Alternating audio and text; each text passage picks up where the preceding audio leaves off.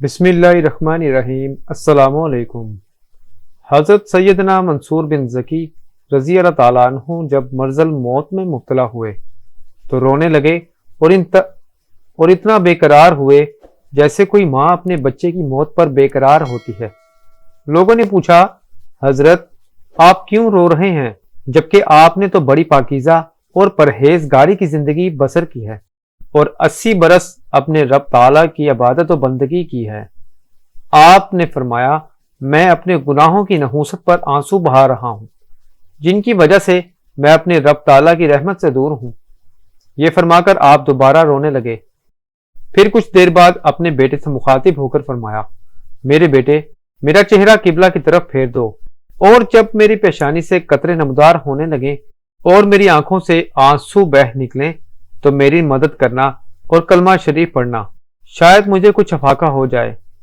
اور میرے مرنے کے بعد جب مجھے دفن کرو اور میری قبر پر مٹی ڈال چکو تو وہاں سے روانہ ہونے میں جلدی نہ کرنا، بلکہ میری تربت کے سرخانے کھڑے ہو کر لا الہ الا اللہ محمد رسول اللہ پڑھنا کہ اس سے پہلے مجھے منکر نکیر کے سوالوں کا جواب دینے میں آسانی ہو سکتی ہے۔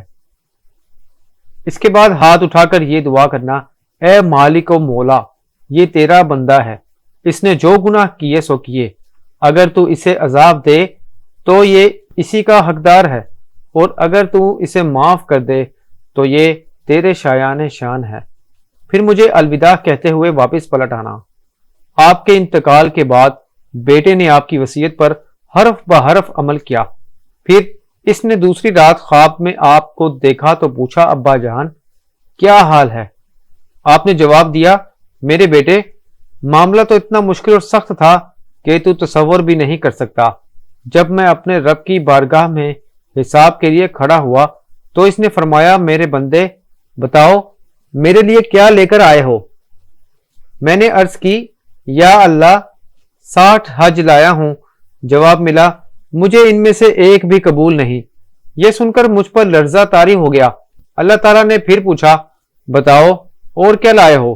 میں نے عرض کی، 1000 درہم کا صدقہ و خیرات۔ ارشاد فرمایا، ان میں سے 1 درہم بھی مجھے قبول نہیں۔